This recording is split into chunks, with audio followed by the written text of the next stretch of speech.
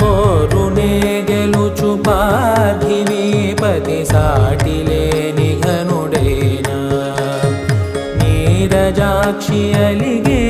వేళ నుడి విల్లు ముడి వంచగలడా సడే చాలు శత సైన్యాలు నడిపే ధీరుడైనా వసుధ